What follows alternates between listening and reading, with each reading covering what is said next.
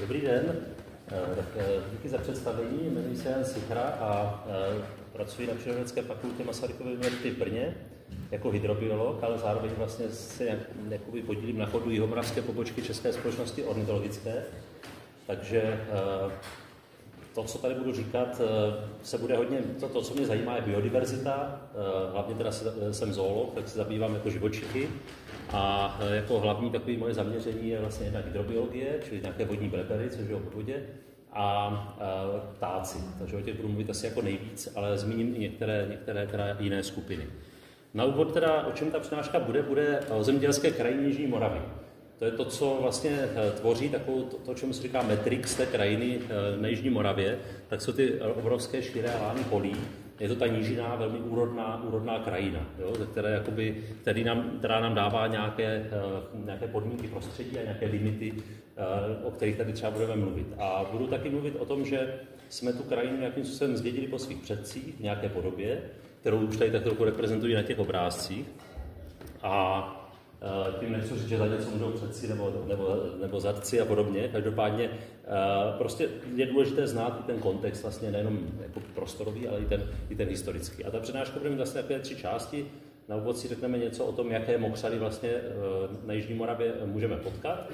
Pak budeme mluvit hodně, my se zabýváme vysychavými polními rozlivy, mokřady, které vznikají periodicky na vlhkých polích. A závěr přednášky teda bude hodně zaměřit vlastně na nově budované tůně, na to, jak se člověk potýká s tím, že se pokouší vyrábět teda přírodu. Ta zemědělská krajina v Evropě zabírá asi polovinu rozlohy a taky u nás zhruba, a na Jižní Moravě teda samozřejmě víc. A víte, že ty velké širé lány vlastně patří vůbec největším v Evropě, že vlastně máme největší to krajinné zrno, což je dáno právě historicky s celováním polí, s celováním pozemků. A dneska vlastně ta zemědělská krajina tvoří tu hlavní základnu vlastně té Jižní Moravy. Když se budu stavovat k tomu, co jsme ztratili, tak si tady neodpustím jeden citát od Jana Skácela, který teda je z básně Z Norovy v noci, čili prostě z Hodonínska, a tak trošku nám evokuje to, co jsme ztratili v té krajině. Jo? Když říká, na lukách mly rozvěsili prádlo a v dálce bukač volal a křikem žab se zelená noc. Tehdy prostě v té krajině bylo velké množství různých drobných mokřadů, voda byla všude možně, protože nebyla stažena do meliorací, nebyla prostě v té první polovině ještě 20. století vlastně ta krajina tak jako plošně odvodněná, takže tu vodu jsme měli v horní prostě vrstvě na spoustě míst a ty organismy, které vlastně na tu vodu, na ty mokřady jsou vázané, tak měli dostatečný jakoby výběr, kde se můžou vrtnout. A dneska, jak si ukážeme za chvilku, je ta vlastně jejich poptávka prostě mnohem vyšší než ta nabídka. Ty organismy pořád ještě nějaké v té krajině máme, ale nemají vlastně moc kde být. A postupně nám teda potom i mizí. Jak je to se stojatými vodami u nás? Ty stojaté vody u nás reprezentuje celá řada různých typů, přičemž jako nejčastějším typem stojatých vod u nás jsou rybníky, to platí pro jihomoravskou krajinu. O rybnících tady nechci dlouze mluvit, ale na úvod si něco málo neodpustím.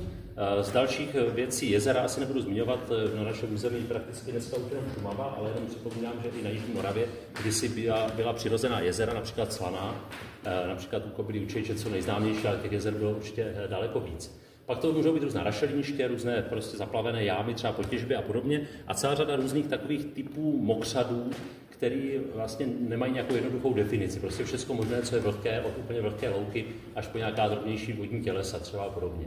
Na tyhle ty biotopy je vázaná bohatá fauna, bohatá diverzita, ať už se týká rostlin, tak živočichů. A to, co je ovlivňuje, prostě jsou různé faktory prostředí, to, kde něco bude. Hodně velkým faktorem, který jako hodně ovlivňuje věcí, je přítomnost třeba ryb. O tom budu mluvit. Samozřejmě ryby jsou taky složkou těch ekosystémů, který do nich patří, ale jejich jako úloha je enormní často. Takže k těm rybníkům jenom pár věcí.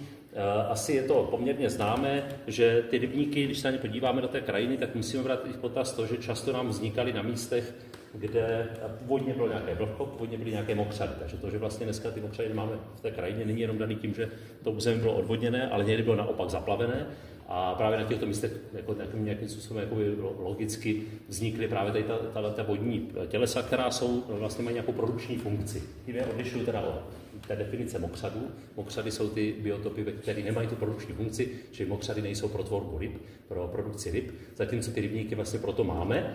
A dalo by se říct, že vlastně to intenzivní, že původně to mělo velký potenciál, když vlastně se zakladaly rybníky u nás, tak nějaký větší vodní plochy, u nás jich bylo méně, těch jezer, jak jsem říkal, a ty rybníky jakoby zvýšily tu nabídku těch větších vodních ploch, na což reagovala celá řada organismů. Takovým vlajkovým druhem třeba může být v tomto příběhu rybníků tady ta potápka černokrká, která vlastně byla ještě v první polovině 20. století naším nejběžnějším zástupcem potápek. Je to drobný ptáček, který, jak vidíte, ten malý zobáček se živí hlavně drobnými bezobratlými, ať už to plankton nebo nějaké bentické nebo litorální bezobratlé. A ona vlastně, dalo by se říct, osídlila tu naši krajinu, jakoby vlastně využila té nabídky těch rybníků z různých stepních mokřadů třeba na východě. Vlastně najednou podnikla takovou velkou invazi do střední Evropy už v průběhu 19. století, konce 19. století. A v té první polovině 20. století byla velmi hojná. U nás je to druh, který tvoří kolonie, takže byly velikánské kolonie na rybnících, ta voda tedy byla čistší. A jak člověk vlastně nastartoval vlastně tu produkci ryb, tak po nějakou dobu, když ta uživnost šla nahoru těch vodních těles, tak to bylo vlastně pro ty organismy ještě jako pozitivní, že vlastně naraz reagovali na to, že tam bylo větší množství potravy a na to velmi dobře reagovaly i ty potápky. Nicméně v tom průběhu 20. století se to zlomilo. Dneska vlastně ta potápka černokrká, můžu říct, jako, to není happy end úplně. Dneska je to kriticky ohrožený zvíře, který u nás má jednotlivé páry. Už ty kolonie u nás vůbec nemáme a reagovala na to, že se výrazně zhoršily podmínky na těch rybnících. Ono to je vidět tady na tom grafu nahoře, čím víc tady to červené, to jsou hypertrofní, žluté a eutrofní rybníky, to znamená hodně nadopované živinami a v průběhu prostě let tady tyhle ty rybníky dneska už jsou jakoby v drtivé většině, dalo by se říct, že na Jižní Moravě prakticky 100%. Dneska už nemáme u nás nějaké na Jižní Moravě oligotrofní vody prakticky, nebo oligotrofní rybníky určitě ne. Jo, což je i celkem logické, ono to dáno do jisté míry i podložím teda na Jižní Moravě, kdy vlastně na celé řadě míst, jak byly slaniska, tak prostě ta půda byla hodně uživná třeba. Ale každopádně dneska teda ty rybníky jsou hodně nadopované živinami, průhlednost velmi nízká, velké rybí obsádky, tady tato srandovní fotka, to jsem si neodpustil, prostě takové prasátko těch našich vod je právě ten kapr obecný, což je vlastně domestikovaná jeho forma, prakticky domácí zvíře dneska už, které vlastně dá se říct taky nepůvodní ve většině svého areálu u nás, protože u nás byl pouze ty původní kapři byly jenom povodí Dunaje, že tady na Jižní Moravě ale mohly být, ale jinde prostě po republice nebyly. Každopádně ty konsekvence negativní můžeme si ukázat třeba tady na tomto obrázku, kdy vlastně ve chvíli, kdy máme velké množství těch takzvaně bílých ryb, u nás by to byly spíš kapři, tak ty vyžírají vlastně ty jiné jakoby, vlastně stupně toho potravního řetězce, čili vyžírají ty bezobratlé a tím pádem třeba tady ten zooplankton, který tady je, tady někde, tak nedokáže požírat ten fytoplankton, jsou různé řasy a sinice a tím pádem ten fytoplankton je zelený, prostě uzavře nám tu vodu do úplně nízké průhlednosti a díky tomu vlastně potom už tam není jako jednak možnost růst třeba rostlinám, který tam neprochází slunko až na dno, ale zároveň tam je málo, díky tomu vyžrání od těch ryb, málo těch bezobratlých, takže se tam nedaří skoro moc ničemu. Vidíme to potom i na té hladině, kdy vlastně těch druhů ptáků a jejich specializací na nějakou potravu je tam výrazně méně, jak v té levé části toho obrázku. Takže má to celou řadu konsekvencí. Dodnes se teda hnojí rybníky a podobně, když už to nemá moc opodstatní, minimálně na Jižní Moravě rozhodně ne. Jenom takovou ukázku z Jižní Moravy je celá řada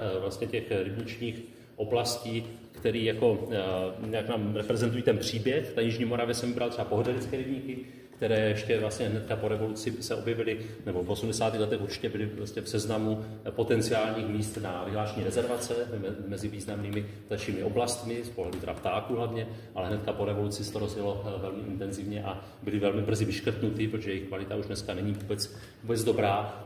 S rezervací můžeme zmínit Františku v Rybních na Břeclavsku, který, když se podíváte na web bigfishing.cz třeba a podobně, tak vidíte, že to je ráj pro rybáře, je to vlastně rybniční rezervace, která byla zprivatizována, jo? Ale i to je možné u nás a projevuje se to velmi nápadně.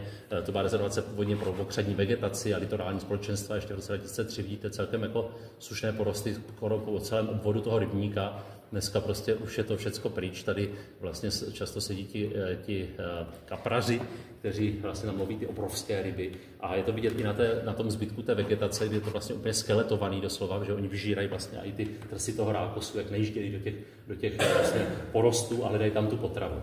Jediné, na co se vlastně dalo domluvit, ochrana přírody, jediné, co teda se podařilo zařídit, je tady tenhle ten plůtek, on je tady trošku vidět, tady ho ukážu, který nicméně neřeší stav té rezervace. Sice ti velcí kapři už dneska nenajíždí do těch velkých porostů, ale kvalita vody je, vidíte, hrozná a zároveň třeba střevličky a další prostě menší druhy ryb, které dělají taky neplechu, tím projíždí jakoby bez omezení. Takže vlastně takhle může dopadnout špatně rybniční rezervace. Já jsem tady vybral i jeden příklad, teda zblízka, abyste měli, jako to asi možná znáte, že tady máte přírodní památku Troskotevický rybník nedaleko odsud.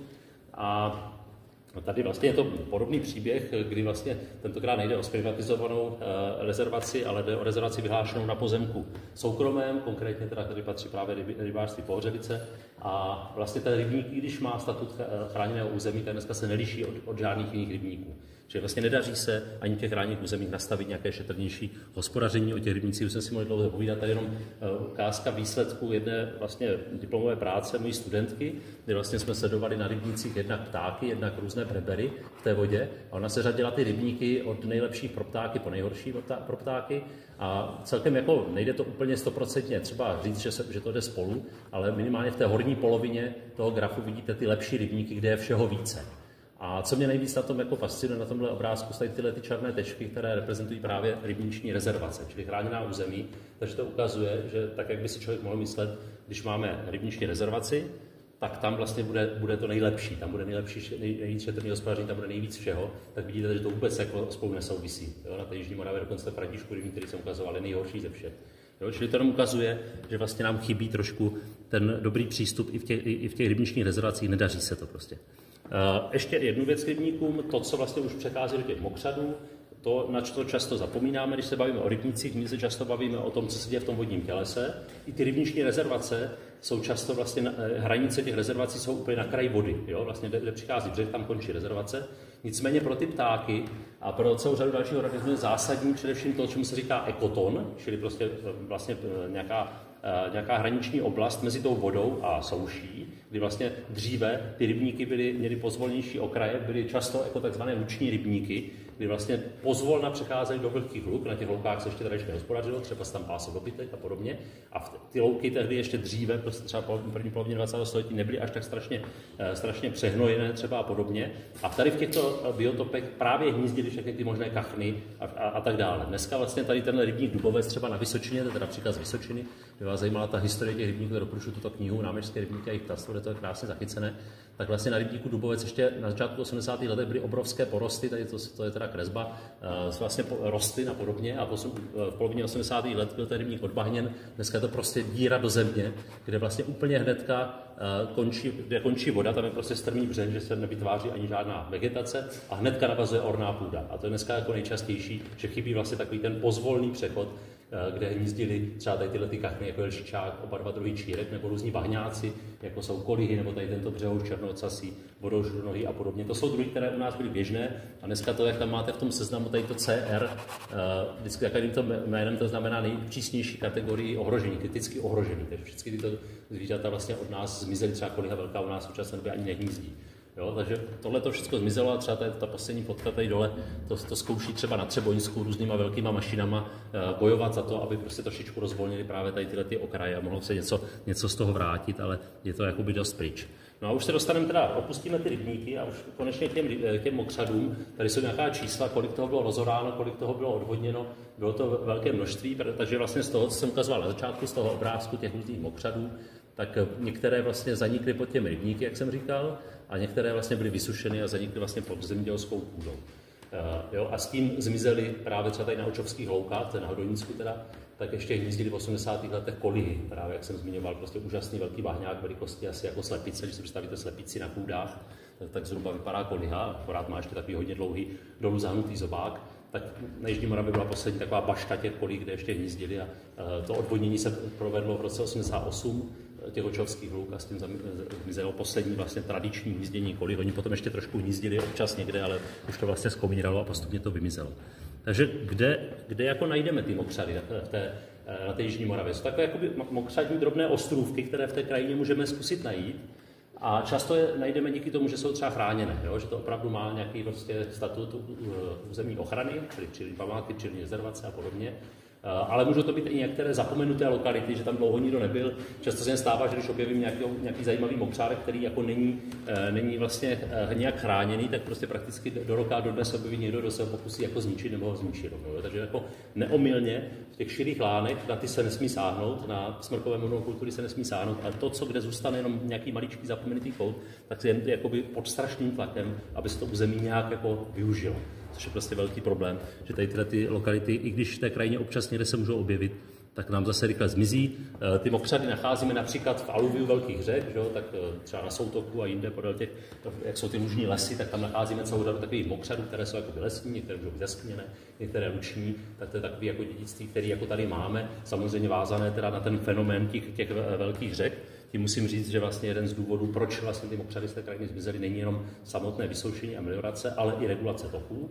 Ve chvíli, kdy se člověk naučil prostě ty toky narovnat a odizolovat z okolí, že vlastně jsou za nějakým valem, za hradbami těch hrází, tak vlastně od té doby zanikly ty různé mokřady, které prostě byly ovlivňovány tím, že ta řeka se jednou za čas prostě rozplavla do okolí, hlavně na jaře, když bylo větší množství vody, a díky tomu vlastně vznikaly a znovu zanikaly prostě různé mokřady, byly neustále narušovány prostě tím vlastně tou činností té řeky. A ta dynamika nám tvořila vlastně diverzitu v času a prostoru, na kterou velmi dobře reagovala i ta biodiverzita. Díky tomu jsme tady měli velké množství různých organismů.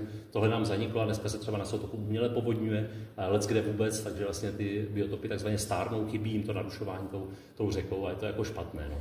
Máme tady takové jakoby vlajkové některé organismy, které tady ukazují, třeba čolka dunajského, který se tady vyskytuje v okolí vlastně, kdy vlastně tady někde zhruba v oblasti novomlýnských nádrží je vlastně taková jeho nejzápadnější lokalita, je to takový vzácný druh, který k nám přichází z jihovýchodu, potom jde až vlastně někam na Bzenecko.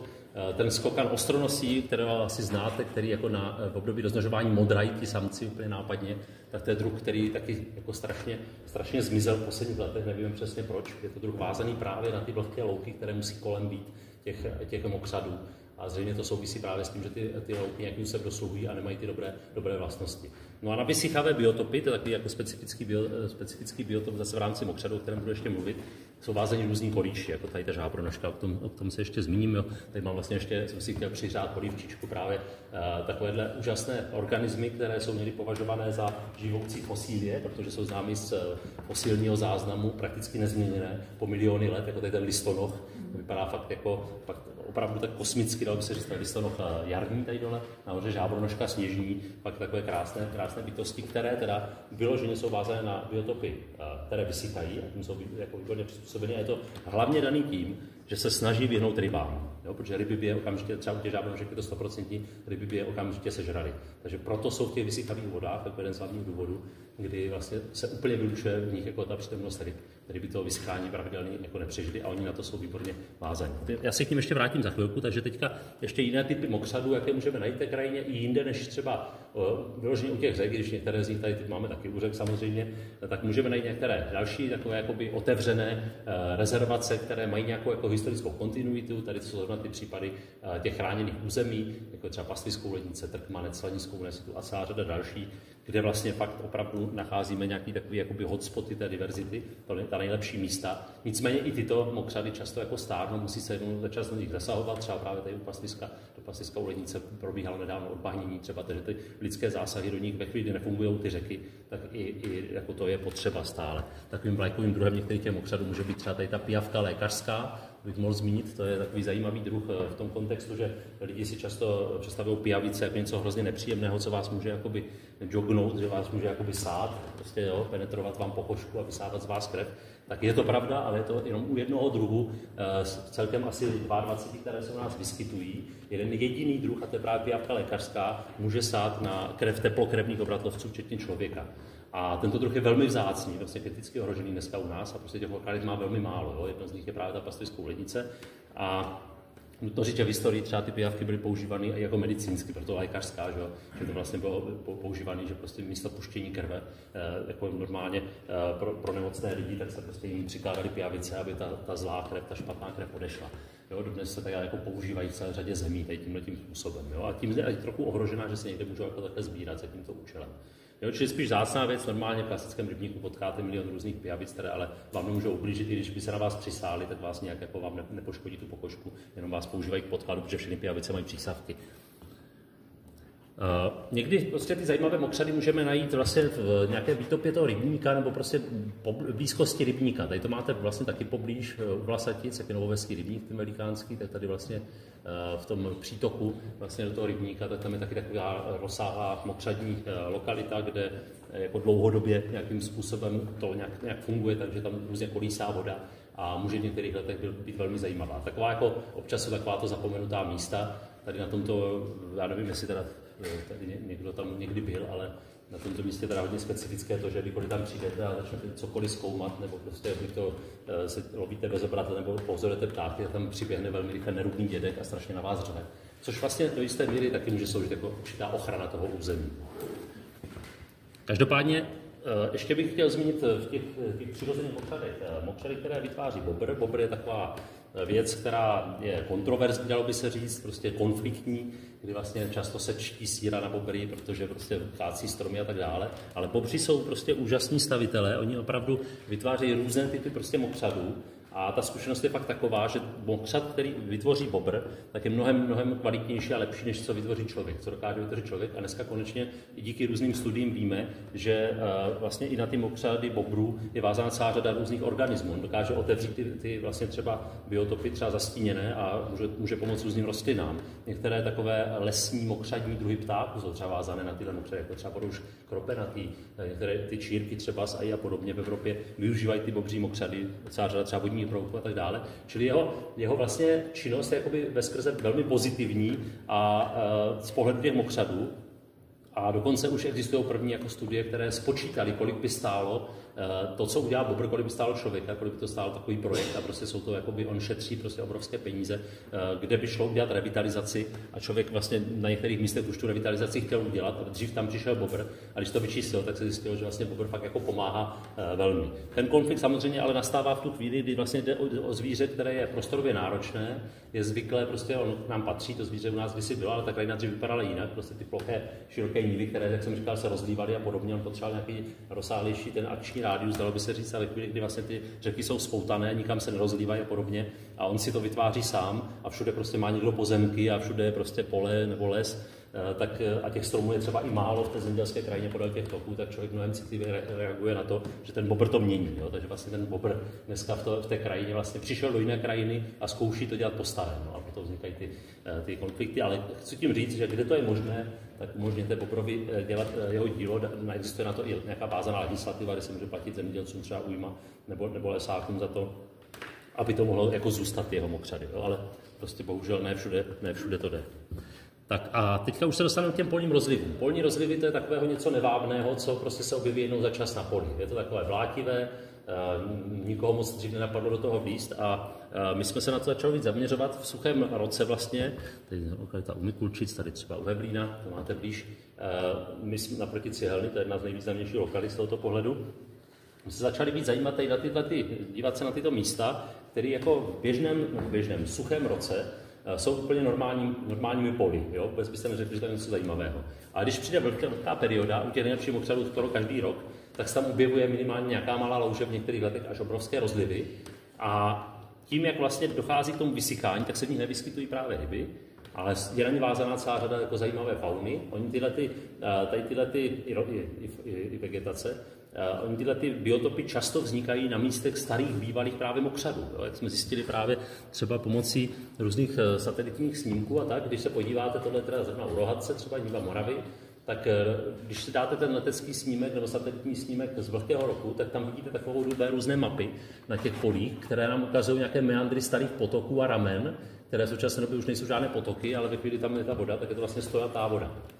Často je to právě v blízkosti tady těch vodních toků, takže vlastně dá se mluvit o tom, že jde o nějakou paměť krajiny, což jsme vlastně prokázali tím, že jak sledujeme, to tady vlastně nemám ten slide, ale jak sledujeme ty zvířata, které v tom žijou, třeba plankton, různé koríše, tak se ukazuje, že na těch nejlepších mokřadech, takhle valových větších řek, tak existuje nějaká semenná banka. Ono se tomu říká často u rostlin semenná banka, že prostě ve dně, na zemi, prostě v půdě máte velké množství semen, to platí všude obecně, ale mimo těch semen tam jsou i vajíčka, no samozřejmě to je semenná banka, ale můžeme mluvit i o vajíčné bance, tak tam sedí vajíčka těch koríšů.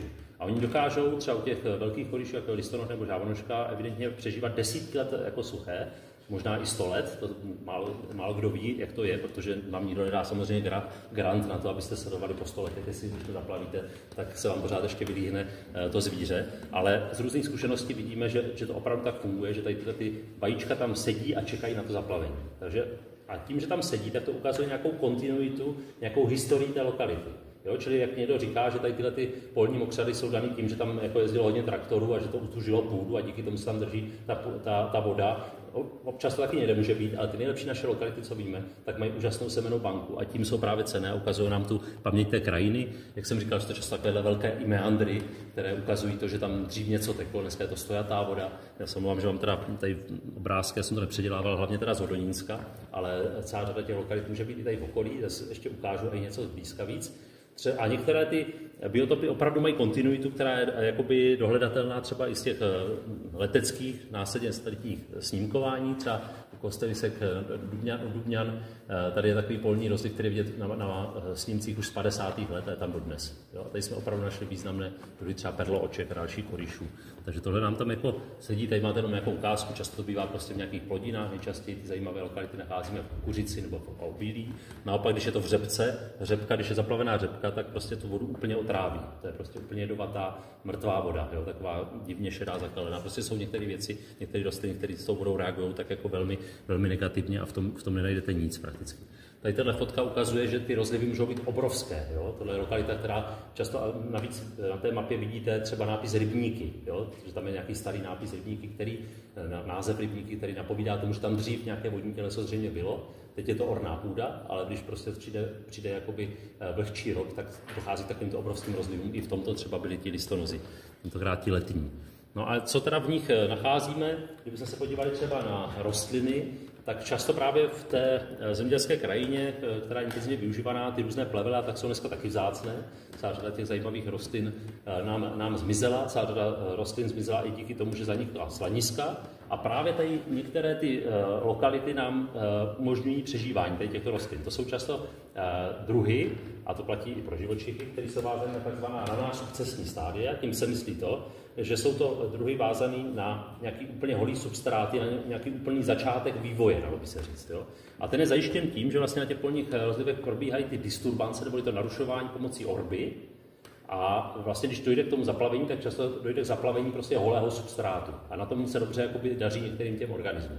Když je to na místě bývalých slanisek, kde ve spodu jsou prostě ty třetihorní soli, který prostě, ale je tam větší výpar třeba než jsou ty srážky, tak tady na těchto místech se může rozvíjet i slanisková vegetace, tady třeba ten blešní, plavičný například tady, ale celá řada dalších jako organismů, tady ta zkratka C1, to je zase nějaký nejpřísnější vlastně kategorie ohrožení u nás, nebo nejhorší vlastně kategorie ohrožení, jenom pro zajímavost. Čili zjistili jsme třeba nějakých 40 druhů, často jsou třeba jednoletky, který jakoby rychle nějakým způsobem mají nějaké rychlé životní cykly, což taky sedí s tím, že vlastně s tím klasickým zemědělským hospodařením, že to může jít dohromady. Takže prostě takovéto zajímavé druhy tam můžeme najít. Z pohledu teda živočichů zásadní jsou teda ty velcí kolíši, listonozy, žábronožky a škeblovky. Jak už jsem říkal, jde o druhy vázané na vysychavé vody, protože nesnáší ryby, a tím jsou přizpůsobeni jednak dlouhotrvající vajíčka, jak jsem říkal. Navíc to líhnutí je takzvaně asynchronní. Když se vám zaplaví ten rozliv, tak z té vaječné banky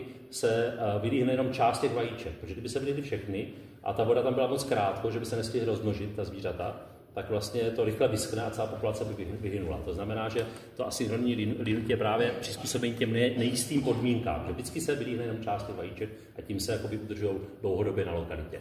Zároveň potom, když už se vylíhnou ta zvířata, mají strašně rychlé životní cykly, ta žábronožka letní, kterou tady vidíte s tím krásným modrým takzvaným ovisakem, s tím sakem na vajíčka, tak tam může prostě během 3 týdnů, třeba 2-3 týdnů ten životní cyklus dokončit. Takže velmi rychlé životní cykly a zároveň to nejsou žádná vybíravá zvířata. Prostě žerou všechno, co tam je, organickou hmotu, jo? Čili listonoh se žere žábronožku, třeba žábronožka veme něco cokoliv, mrtvýho listonoha třeba i když se tam někde vznáší prostě nějaký cucky z něho třeba podobně. Prostě žerou úplně všechno, nemůžou být vybíraví, potřebují prostě rychle se nažrat a rychle skončit ten životní cyklus. A když to stihnou, tak než to vyschne, tak prostě založí další generaci.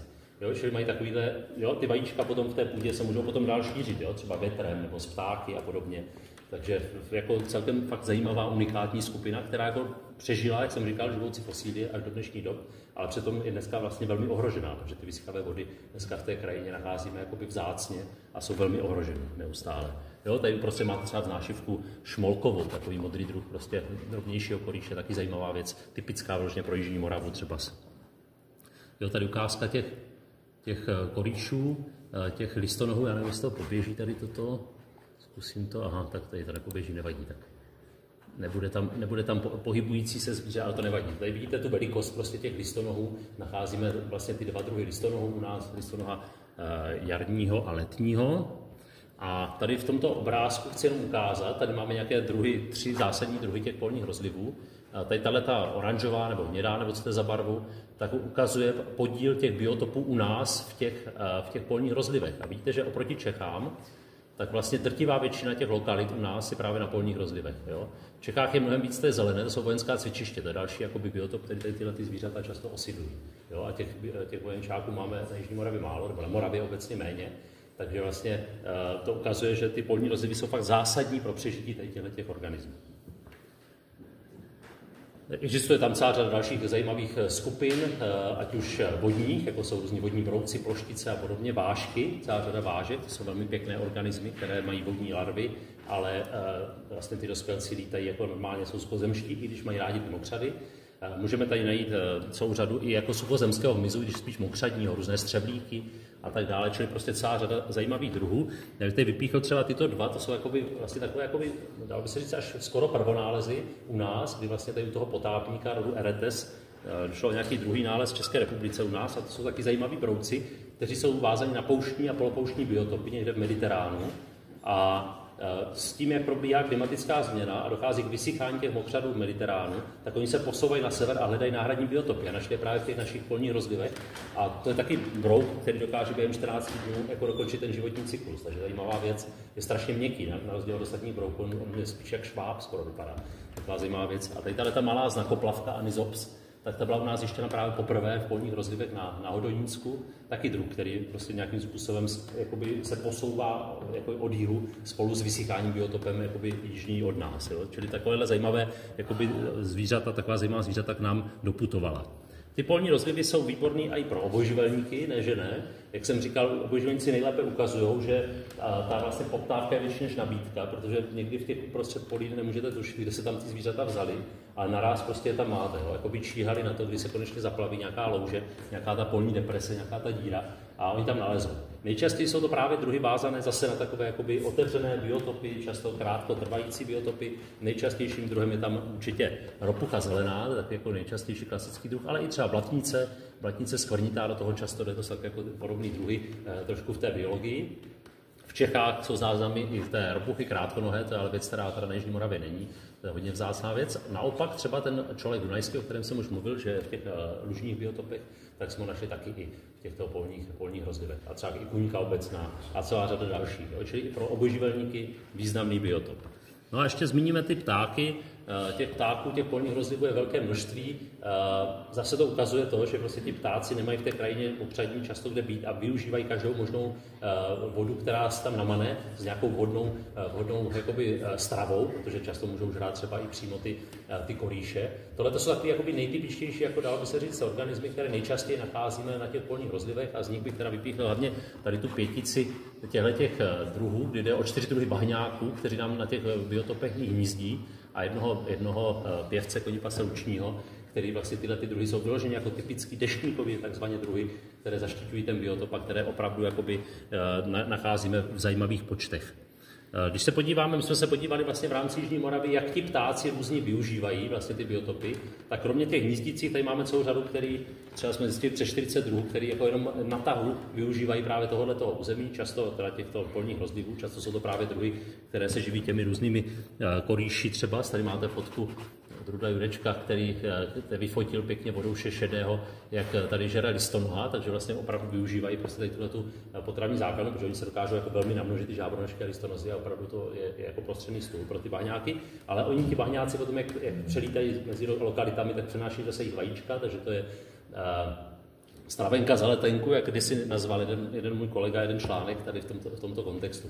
Jinak tady vidíte na tom obrázku ty polní rozlivy, které jsme nějakým způsobem zkoumali z pohledu teda těch ptáků. To jenom jsem tam doplnil, abyste věděli, kde jsme se pohybovali v tom jihomoravském, částečně i Zlínském kraji. Pak tady máme teda druhy, které hnízdí často v okolí někde, ale vlastně do těch polních rozlivů se tam nehnízdí, ale chodí tam za potravou často. Jo? Tam můžeme nacházet takové druhy, jako je třeba ten čáp bílý, třeba různí radci, různé kachny.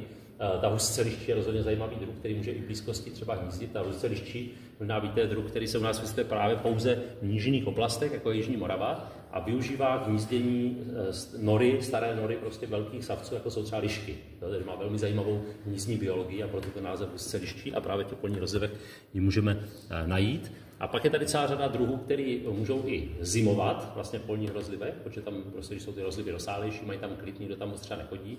Typickým druhem je tam tady ta sučka malá, která se vždycky jako někde přikrčí a spolehá na to, že ji nevidíte a pak k ní můžete prostě prakticky dojít a skoro na ní šlápnout. Ta vylétá, až ve chvíli na ní skoro šlapete prakticky, jo, když si nevšimnete. Ona vlastně její výskyt se zjišťuje nejčastěji pomocí termovize, abyste zjistili, tak prostě používají takové jako ty speciální brýle a různé přístroje, kdy sledujete vlastně, co tam jako takové červené body, kdy tam sedí ty slučky takhle v tom mokřadu, jinak nejste skoro schopni jako zjistit. Jo. Tady to je s nimi největší úspěch. No. Takový zajímavý druh, který u nás nehnízdí, je to severský pták, který u nás pravidelně takhle zimuje právě na těch polních rozlivech. Tady třeba je vidět, že některé nevodní druhy ptáků, jako třeba tady havrenní kapky, můžou využívat ty polní rozlivy i ke koupeli třeba, takže má to celou řadu funkcí. Tady právě ukázka z nějakého toho zimování až pozdějšího tahu, třeba kulici zlatí nebo kulici bledí jsou ptáci, kteří protahují velmi pozdě našemu zemi, třeba v listopadu. Můžete vidět jako hodně pozdě i za zimy skoro prakticky, tak ty mokřady taky takhle využívají. No, protože tam někde i větší množství třeba labutí a dalších druhů. No a tady to jsou už ty hnízdící druhy, o kterých mluvil jsem teda o některých jiných, tady máte ještě nějakou další ukázku, když se rozsáhlé rozlivy, tak to běžně využívají hnízdění, třeba i některé kachny, jako čírka modrá, husa velká, taky jako další druhozobí.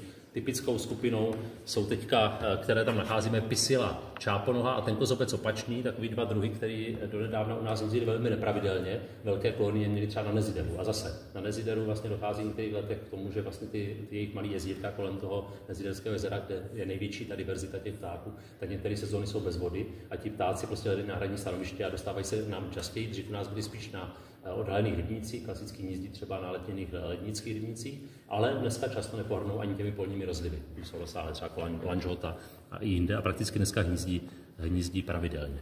Ještě zastavím toho vodouše rudonohého, to byl takový druh, kterému jsme se dlouhodobě věnovali na Jižní Moravě a sledovali jsme, jak to s ním je. To druh, který dřív u nás byl poměrně běžný, ne, tak jako vždycky byl vzácný, víte, že maximálně v těch 70. letech bylo zjištěno až 150 párů, což není jako nějak moc, ale rozhodně byl rozšířenější v celé Evropě a tady vidíte jeho trendy. Čím větší červená šipka, tím hůř.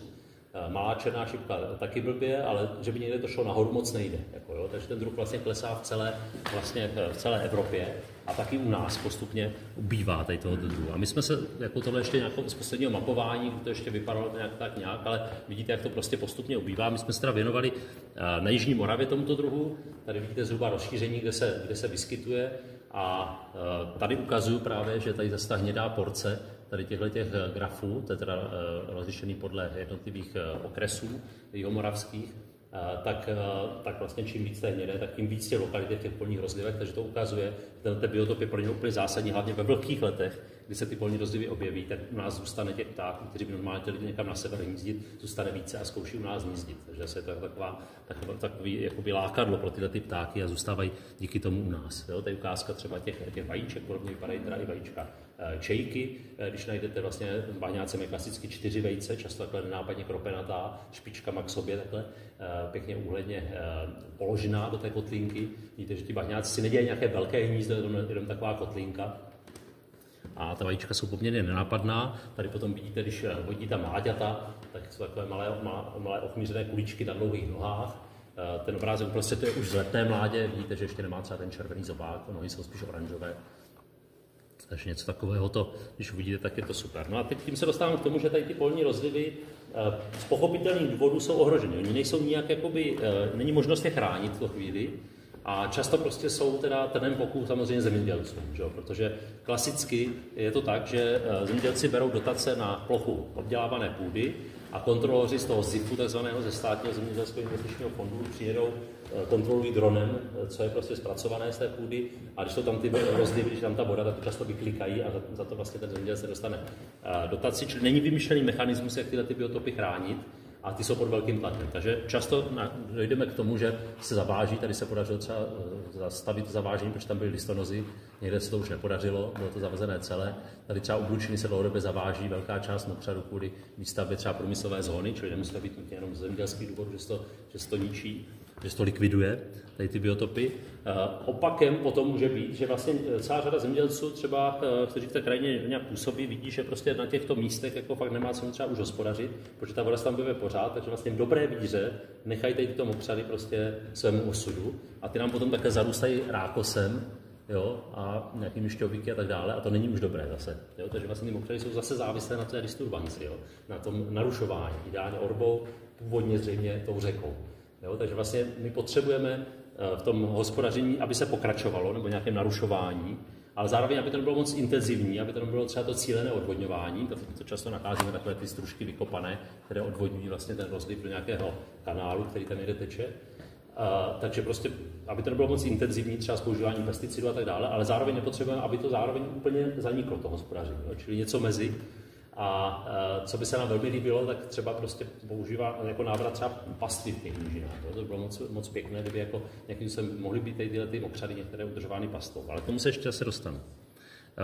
No a takový, to je to poslední, ta poslední část, o které budu mluvit, aby to nebylo už tak strašně dlouhé, už to celkem dlouhé je, tak že vlastně takovým jedním z velkých typů ohrožení, které se nám teďka dějou na té Jižní Moravě, je to, co vidíte tady vlevo, kdy vlastně na rozlivu, kde jsme měli na polním rozlivu, kde jsme měli třeba ty listonohy a spol, tak vlastně přijdeme na tu lokalitu a máme tam takovouhle díru do země s vodou. Ono to možná vypadá líbivě pro leckoho, ještě s výsadbou, ale je to prostě díra do země, kdy vlastně se vyhloubila tůň a převedlo se to vlastně na trvalou vodu. Během chvilky se tam dostávají ryby, to vodní společenstvo úplně zaniká. I tím vybagrováním si musíme uvědomit, že když se hloubí tůně, když se bagruje, tak se odváží ta semenná banka, jo? Tak se ruší ta historie toho místa, odveze se někam pryč to bláto, spolu s tím i ty semena a ty vajíčka a zůstává nám tam jáma, ve které prostě se objevují ryby a často prostě pro biodiverzitu absolutně nevhodná. A nás to strašně popuzovalo tady to, prostě jak se to může dít.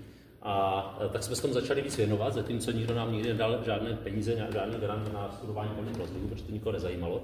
Tak tohle to už někoho zajímá, protože tak jsme dostali i peníze na nějaký projekt Thatcher, kde zkoumáme tyhle nově budované tůně. Protože, jak tady vidíte, když jsme teda vysledovali mezi lety 2009 a 2023, tak se utratilo jenom v Jihomoravském kraji už 1,4 skoro miliardy, dneska už je to určitě víc, korun za budování různých tůní a spol. Jo? Takže prostě pak jako do toho jdou nemalé peníze a vzniká obrovské množství nových vodních těles a většina veřejnosti to vnímá pozitivně, včetně ochranářů, že prostě se to dělá pro biodiverzitu. A je to tak často deklarované, že prostě ten převažující projektu je opravdu podpora biodiverzity a zadržování vody v krajině. Jo, ale jak jsme zjistili, tak to nemusí být úplně dobrý, tak jsme se tomu začali jakoby víc věnovat. Jako, jak to teda funguje? Jsou teda ty tůně nově budované v Jižní Moravě, na Jižní Moravě, budeme se bavit o té zemědělské krajině Jižní Moravy, jinde to může fungovat jinak, ale když se podíváme to, jak máme tady, tak jsou opravdu nějakým příspěvkem pro biodiverzitu. Když jsme se podívali jednak na to, kde jsou teda budovaný, tohle je teda z nějakého podsouboru těch lokalit, tak vidíme, že nejčastěji je to na orné půdě, ale často právě s tím efemerním mokřadem, tím vysychavým mokřadem, anebo na vlhkých loukách. Jo, mokrá louka Niva potoka, to jsou vzácné biotopy na té Jižní Moravě. Jo, vlhké louky prakticky už nemáme. A přesto neomylně vlastně tady v těchto místech vznikají tady tyto tůně, z pochopitelného důvodu, protože tam drží ta voda. Jo, ale jak říkám, prostě úplně zničíme vlastně ten potenciál toho místa pro nějakou lepší třeba revitalizaci, kdybychom se mohli snažit tu vodu dostat třeba na povrch víc, jako, a ne se prokopávat vlastně dolů v té vodě. Jo, takže tohle to nám potvrdilo to, že to problém může být pro ty původní biotopy. A tady to už jsem říkal, jo, nejčastěji uváděné vlastně to je z 33, to je taková dílčí studie. Nejčastěji udávaný důvod, proč se to staví, jsou vlastně důvody biodiverzitní, případně nějaké ty hydrologické, čili zadržování vody v krajině. Takže jak je to s tou biodiverzitou, to je vlastně naše téma, tak jsme s tomu víc věnovali. Tady vidíte jenom, co jako máme za projektové lokality, s tím, že tam vlastně ty malé nádrže jsou ty žluté trojúhelníčky, ty nové tůně, A my jsme to, aby se mohli říct, jestli opravdu to přispívá biodiverzitě, tak to musíme porovnávat s jinými biotopy, které v té krajině máme. Takže jsme to srovnávali třeba s těma malýma rybníkama nebo se stálýma nějakýma mokřadama. Tak to jenom, abyste věděli, kde se kde jsme mapovali, on většina těch lokalit, co jsme sledovali, tak je právě na jih od Brna, dejme tomu zhruba. A jaký jsou teda ty naše zjištění opravdu, jak jsem říkal, často se ty tůně budují v těch místech těch bývalých rozlivů. Tady vidíte právě, jak to dopadlo, kdy vlastně tady máte už jako vybagrovanou celou řadu jako tůní právě v místech, kde byly ty rozlivy. A tím vlastně zaniká to společenstvo, o kterém jsem mluvil. Jo, tady to jsou ty Polešovice, ty už jsem ukazoval jednou, to je jeden z nejtristnějších případů, kdy tam prostě si postavil i majitel prostě boudičku a už tam vyhazoval lidi, ještě byla doba udržitelnosti toho projektu. To je teda v Zlínském kraji, už to je za hranicemi, teda v jiném kraji, ale tam to bylo jako problém dělat vůbec výzkum nějaký, takže vlastně tohleto, vidíte tu barvu té vody dole, jako jo, to prostě bylo okamžitě narvané rybama, které si tam ten chlápek samozřejmě vysadil a dělal si vlastně takové jakoby dovolenkový místo, jo, za peníze, teda, které měli na ochranu přírody a ještě zničil vlastně rozliv s těmi listonohy. Abych jenom nežehral na něco, tak my jsme vlastně k tomu přistoupili aktivně v tom, že jsme se rozhodli udělat teda nějaký krok, aspoň teda k té ochraně těch mokřadů. Zatím pořád ještě sníme o tom, že se nám podaří jakoby prokopat tu cestu k tomu, aby jsme to uchopili nějak legislativně v rámci třeba dotačních titulů a tak dále. Ale založili jsme tady tenhle ten web, kde vás to zajímalo mokřady.cz a vlastně umístili jsme tam mapu míst, kde není vhodné budovat mokřady. Vlastně jedna kolegyně zvektorizovala, udělala všechny rozlivy v maximální rozloze, jaký můžou na Jižní Moravě být, to leze například od Lanžota. Do toho jsme promítli vrstvu vlastně lokalit, kde známe výskyt těch korýšů nebo vodních ptáků vybraných druhů. A vznikla z toho takováto mapa, kde vlastně vidíte ty půdní bloky, je to možná vázané na půdní bloky podle LPISu, teda podle toho registru půdy. A když jsou ty bloky červené, teda, tak to jsou lokality, kde jednak dochází k rozlivům, jednak jsou tam ty cílové druhy. Když jsou oranžové, tak jsou tam rozlivy, ale nemáme tam informaci o těch druzích, jo, často jenom protože jsme tam třeba nebyli. A když jsou zelené, tak tam nevíme o ničem, tak to jsou vlastně ty, kde jako není problém. Jo. Ale ty červené, případně ty oranžové, by měly být ty oblasti, kde by se neměly budovat jako tůně, protože tam máme cennější společenstva. A můžeme to doložit, že ta společenstva jsou opravdu cenná velmi. Takhle vypadá ta celá mapa, tady jsem udělal také, není to úplně teda celý výřez Jižní Moravy, je to spíš ten jih Jižní Moravy, kde jsem to jako takhle vypíchl. Vidíte, že se to často drží ty nejzajímavější lokality, čili ty červené a oranžové v těch aluvích těch větších toků. Takže, a když se podíváte na celou Jižní Moravu, tak převažuje zelená. No, by bylo jasný, že prostě těch lokalit není až tak moc a je jich jako poměrně málo a tím víc jsou ohrožený ještě, jo, že prostě pak je potřeba těchto pár lokalit prostě pohlídat a pošéfovat nějak. Já jsem tady schválně udělal výřez teda tady z okolí, Novosedel. Vidíte, že vlastně máte tady vlastně poblíž, hlavně směrem na ten jihozápad, celou řadu těchto zajímavých lokalit, nejblíž asi u Jevišovky, kde se pravidelně objevují rozsáhlé rozlivy, teď tam jako i jeden je to plné teda ptáků, i letos teda, takže a potom směrem třeba na Travní dvůr nebo Neblínu nebo kolem Hrušovan, jo? Kdybych to oddálil, tak těch lokalit je potom dále víc. Tady jsem teda, to jsou fotky teďka z dubna 2025 právě od Jevišovky, jak třeba ty rozlivy tam teď vypadají, třeba tady, ono to není samozřejmě vidět, ale teďka bílá skvrna je kolpík, který tam prostě lítá lovit třeba nějaké perločky a podobně, jako teď bylo narvané ptáky teďka. Takže opravdu tady tyhle ty ostrůvky vlastně té vody, oni hledají ti ptáci, a to i proto, že ty rybníky pro ně nejsou fakt jako hostinné nějak, jo. Jak už jsem ukazoval, prvé ty rybníky jsou ve špatném stavu a ty ptáci tam nemůžou najít žádnou potravu na rozdíl od těchto biotopů, kde vlastně ty ryby chybí a je tam velké množství těch bezobratlých, jakožto výborná potrava. No a my jsme teda jako nějakým způsobem se snažíme angažovat v té osvětě o tom, že ty tůně nejsou úplně to nejlepší, co může být. Když se ukázalo, že Jihomoravský kraj v roce 2021 chystá prostě 800 míst pro vznik nových jako tůní, jakožto boj proti klimatické změně, tak jsme se úplně zhrozili, protože chceme upozornit na to, že toto jako není úplně dobrý krok, tak proto jsme jako nějakým způsobem na to tedy reagovali a vznikla nějaká polemika, na které prostě nějakým způsobem, ve které pokračujeme dodnes. Vlastně se snažíme jako nějak spolupracovat jednak s Jihomoravským krajem, jednak s Jihomoravskou agenturou ochrany přírody a krajiny na tom, jak to řešení vymyslet.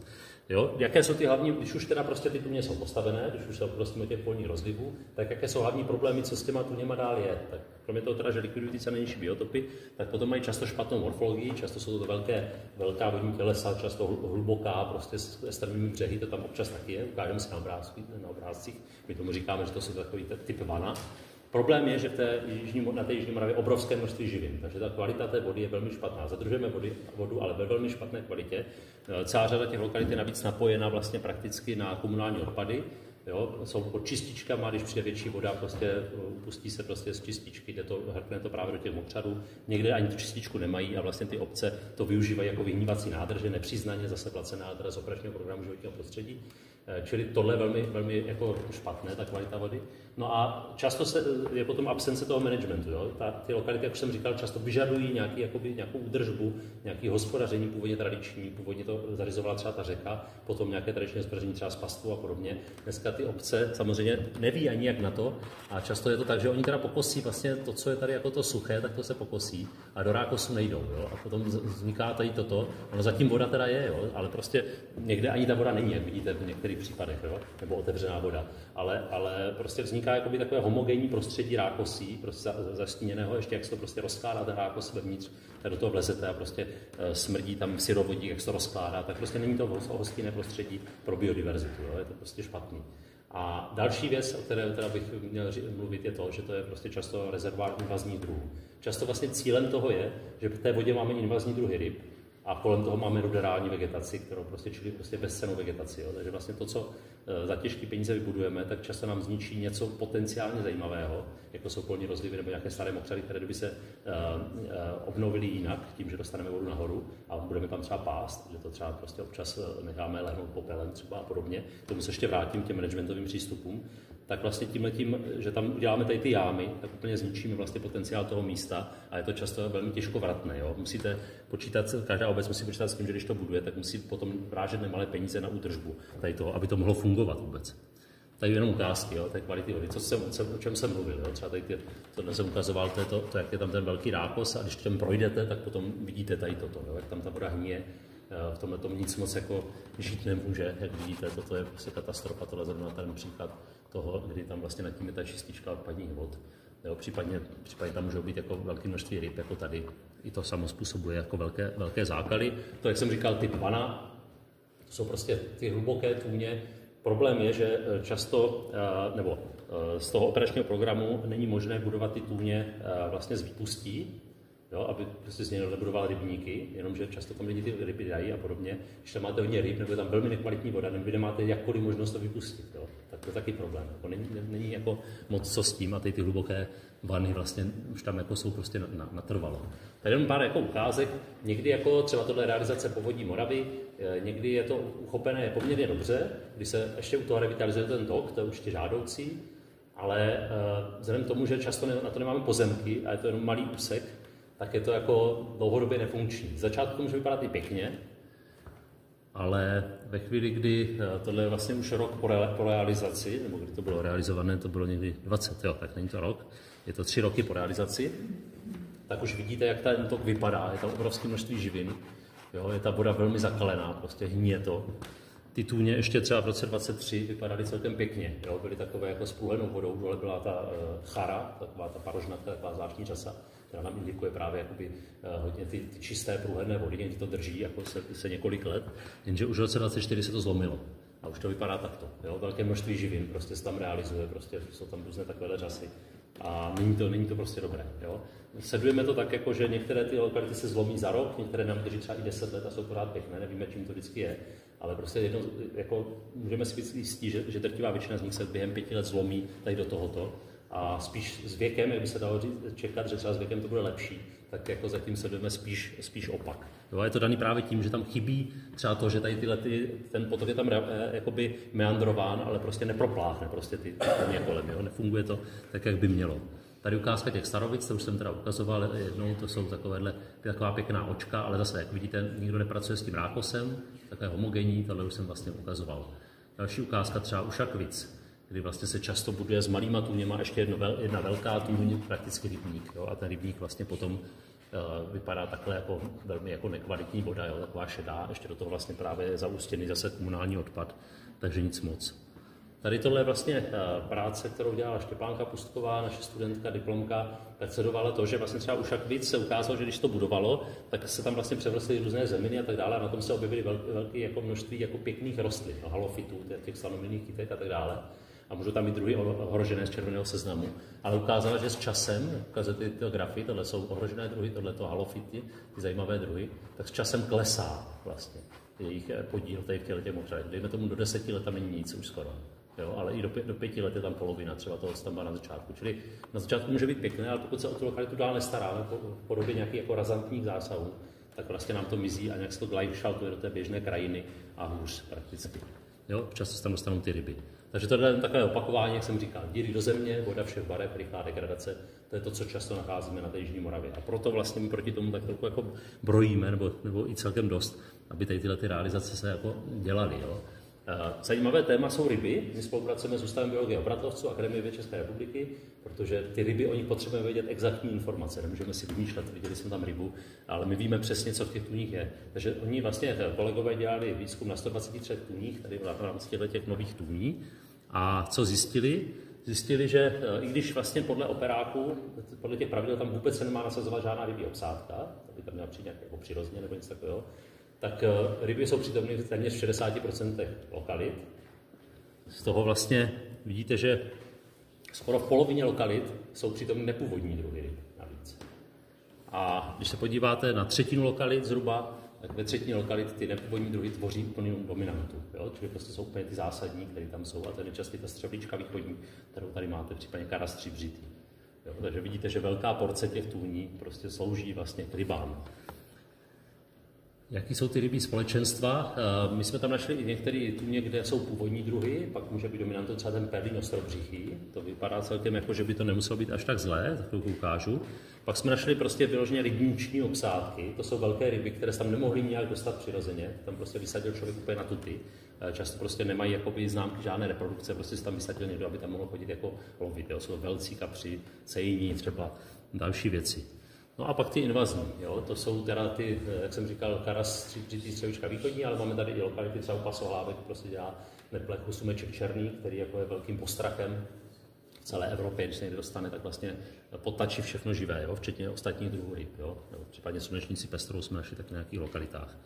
No a výsledkem teda je to, že jo, ještě okolo 50% tůní už v prvním roce je s rybama, jo? Takže vlastně není to nic, věc, která by se tam dostala postupně, ale často to razantně okamžitě nastoupí a ty populace těch invazních druhů, jako tady máte tu střebličku dole toho sumečka, tak jsou obrovské. To se opravdu namnoží prostě obrovským množství a vlastně nám to slouží v té krajině najednou jako rezervoár, místo podpora biodiverzity, jako rezervoár invazních druhů, odkud se můžou ty zvířata dostávat zase dál. Připomínám, že třeba tyto dva druhy jsou na unijním seznamu invazních druhů a měly by vlastně být potlačovány, že vlastně majitel tohoto biotopu, vlastně, když tam máte ten pozemek, tak byste měli z zákona se postarat o to, aby tam tyhle zvířata nebyly. Jo. Takže vlastně obrovská zase finanční zátěž.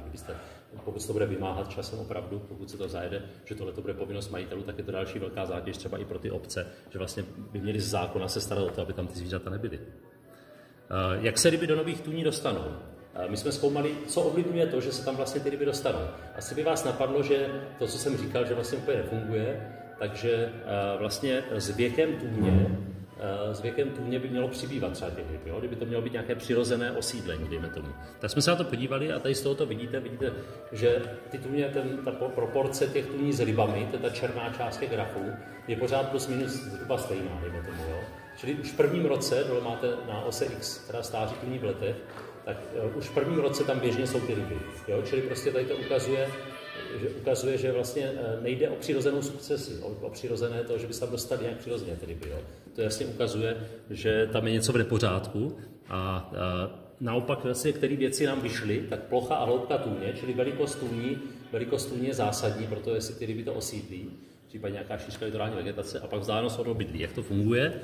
Omlouváme se za grafy, nebude jich mnoho, tak prostě tady je jakoby pravděpodobnost, že ty ryby to osídlí, jako jo, je tady na této ose. Čili čím výš to je, tato, tak tím spíš to osídlí. Takže s hloubkou, čím větší hloubka, tím spíš to osídlí, čím větší vodní těleso, tím spíš to osídlí. Jo? Takže tohle to ukazuje, že ten typ vana, čím větší hloubka, větší vodní těleso, tím spíš tam ty ryby budou. No a co je teda zásadní, tak vlastně blízkost obydlí. Tady to je naopak, jo? Čím dál od obydlí lidského hoste, tak tím je menší pravděpodobnost, že to osídlí. Což jasně ukazuje, jak se tam ty ryby jasně dostávají, že tam nosí ten člověk.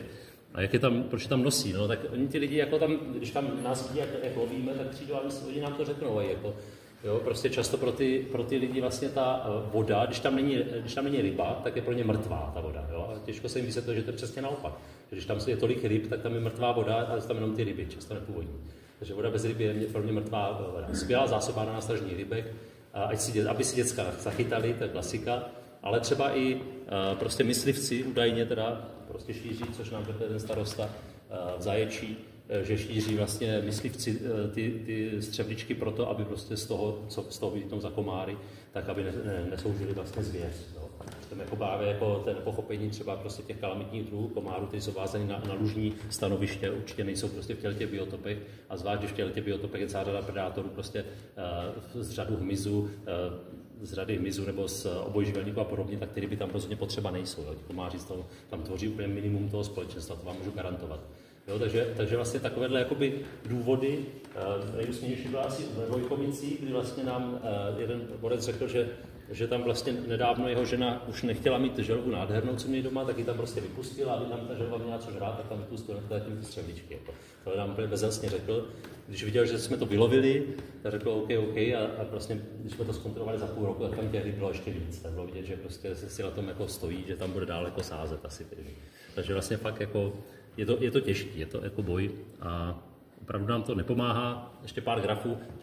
Co je známo obecně ze všech možných biotopů, a to jsme potvrdili v těchto tůní, tak čím víc těch ryb je, nebo jaký ty ryby jsou, tak prostě to negativně ovlivňuje to prostředí. Jako způsobuje to nižší průhlednost vody, menší množství těch bezobratlých, jo? Prostě obecně horší kvalitu těch biotopů.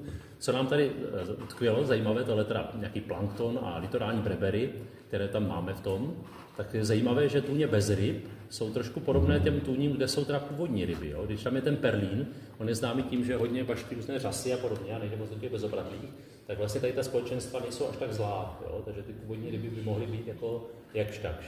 Ale když se podíváme na ty invazní nebo ty rybniční druhy, ty společenstva, tam to jsou dole ty krabice, prostě jich tam málo, těch jako breber v těchto biotopech. Čili prostě tady tyhle skupiny nám to nejvíc válcují, to platí pro nějaké brebery. Tady jsme teda srovnávali vlastně ty nové tůně s jinýma typama těch biotopů, abych tady taky něco takového měl, tak vidíte, že vlastně ty nové tůně jsou blíž podobné třeba těm rybníkům, než těm mokřadům, které jsou neprodukční. Čili to, co tam vlastně je to společenstvo, tak víc připomíná společenstvo těch rybníků, o kterých jsme si říkali, že je teda v dost tristním stavu. To je jenom to, co chci říct s těma obrázkama.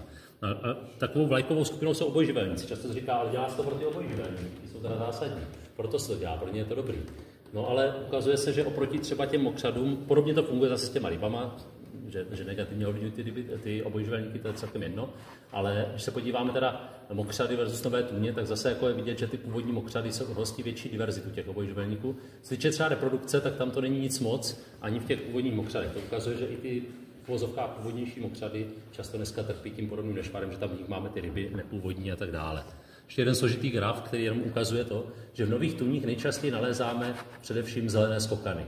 Zelení skokani, hlavně skokan skřeltavý, to jsou prostě takový podivní žáby, který nevadí skoro nic. Jo? Oni jsou fakt v hnusné vodě, často prostě z komunálně očištěné, nebo můžou být klidně tam, kde je hodně ryb. Prostě tyhle ty žáby těm to moc nevadí. Údajně jejich půlci jsou nechutní pro ty ryby a i dokonce známí z literatury, čili prostě nějakým způsobem pro ně to může fungovat. Ale vidíte, že k těm mokřadům, co jsou v levé části toho grafu, je mnohem větší diverzita těch obojživelníků. Jo? Takže moc nám nefungují ty nové tůně ani pro ty obojživelníky.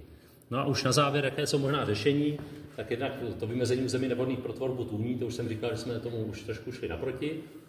Další věc, prostě větší důraz na to, aby ty tůně byly budovány, když už jsou, tak jako dobře, nějakým jako lepším morfologickým třeba tvaru a podobně, spíš více menších tůní, než nějaké ty veliké. Výborné vysychání, prostě umožnit aspoň, když už se musí budovat tůně třeba, tak aby prostě některé z nich jako mohly vysychat, jo? Protože to je jako vlastně jenom proto, že tam nebudete mít ty ryby, ale když vám to vyschne, tak se tam realizují živiny třeba v podobě toho, že vlastně jdou na povrch pomocí rostlin a tak dále, to můžete posekat a zbavit se trošku té živinové zátěže třeba.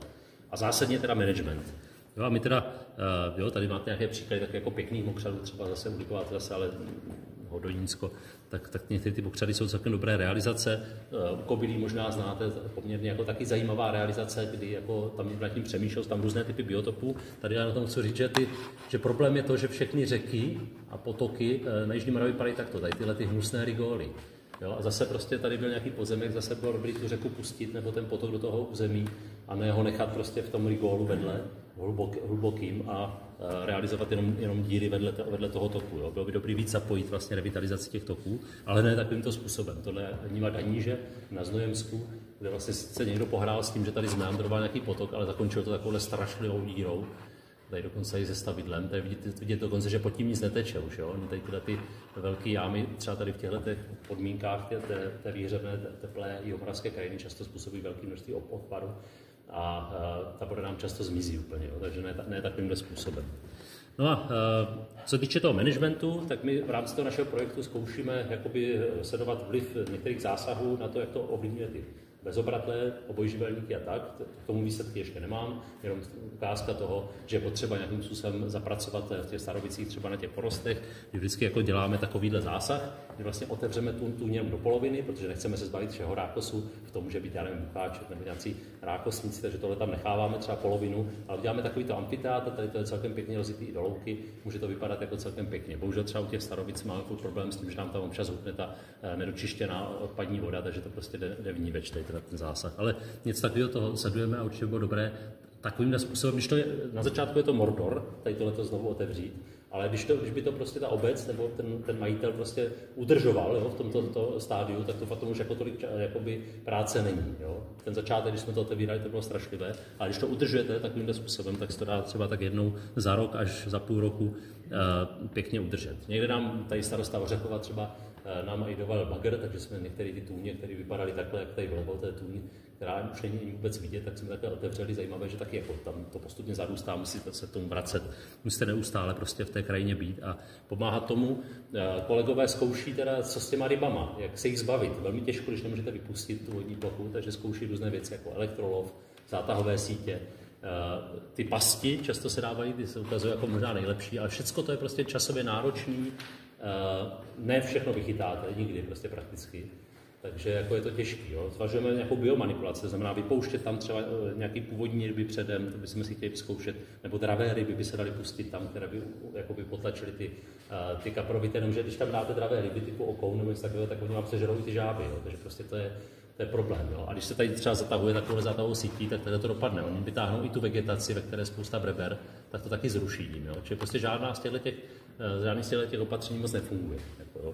Takže zkoušíme ještě tady tohleto umělé vysychání, že se prostě pomocí čerpadla takhle vypustí prostě tůně. Jo. A s tím se zbavíme těch ryb. Jo. Tohle zkoušíme, ale jde to jenom u nějakých malých tůní s velmi výkonným teda čerpadlem a tohle třeba na tom Kobílí, a jsme vypustili jednu z těch malých tůní, kde se to jako potom dolovuje ještě vevnitř, aby tam žádná ryba nezůstala a budeme sledovat, jak se tam bude dál vyvíjet. No. Takže takovýhle opatření ještě zkoušíme. Tak úplně na závěr. Důležitá byla změna toho paradigmatu. Opravdu jakoby ty tůně můžou být někde přínosem, co máme zkušenosti nebo informace třeba z vyšších poloh, tak někde to může fungovat, kde není tolik velká uživnost a není tolik těch invazních druhů třeba ryb. Tak tam ty tůně se třeba dělají, ale myslím si, že by měla dostat jakoby příležitost jiný typy revitalizací. To znamená revitalizace, kde vlastně se nehloubí, kde se umožní ta voda rozlít do nějakých ploch, vyžaduje to samozřejmě pozemky, je to náročnější, není to tak třeba líbivé na první pohled, ale třeba ta realizace tady nahoře při instalaci Vojnov, to je prostě bez hloubení, jako jo, a to je velmi cenné, jako jo, tady takové to mokřady, kdy se vlastně manipuluje s tou vodní hladinou tak, aby se dostala nějakým způsobem nahoru. Už jako na to nějaké metodiky jsou a bylo by dobré tady touto cestou jít spíš než tomu prokopávání se k vodě. Mimochodem to prokopávání se k vodě těma tůněma je česká cesta, musím říct, jo. Jinde v Evropě toho není tolik těch realizací. A třeba v okolních státech to vůbec jako takhle jako nebudují, takovéhle umělé tůně. Musíme si taky uvědomit, že oni nemají úplně tady ty kulatý díry, nemají ten přírodní vzor vlastně, jo, to říká Filip Lisák, kolega, že nemají přírodní vzor, že vlastně jako co je tomu podobný přírodního, je možná nějaká materiálová jáma, ale to taky není přírodní, takže vlastně vytváříme nějaký úplný novotvar, jo, že prostě v té přírodě to vznikalo úplně jinak, postupným vymíláním třeba tím vodním tokem, zbývají ty tůně, ty přírodní tůně prostě podél toku jsou třeba podlouhlé, mají jiný tvar, často prostě buď to vysychají, anebo jsou prostě jenom začas narušované. Prostě není to takovýhle prohrabávání. Bohužel teda se děje spíš to, že než bychom se inspirovali jinde, že se to nedělá, tak už třeba na Slovensku se rozjíždí taky tůňový boom, to Česováci se to okopírovali od nás a podobně, takže je to prostě problém. Navíc jako je tady pořád velké betonářské lobby, je celá řada jakoby různých iniciativ, projektů a tak, které ještě mezi tím vymýšlí místa, kde budovat nádrže, vyložené nádrže, nikoli ani jenom tůně, ale plánují tady i na Jižní Moravě budovat velké množství nádrží nebo aspoň dělat mapy, kde by se mohly udělat, a když to máte někdy jenom na mapě, tak už je to jako problém. No a dobrý by bylo prostě jako nějakým způsobem spíš to těm lokalitám přistupovat tak, že třeba ty, které jsou ve špatném stavu, obnovíte nějakým jemnějším způsobem a udržujete třeba pomocí pastvy.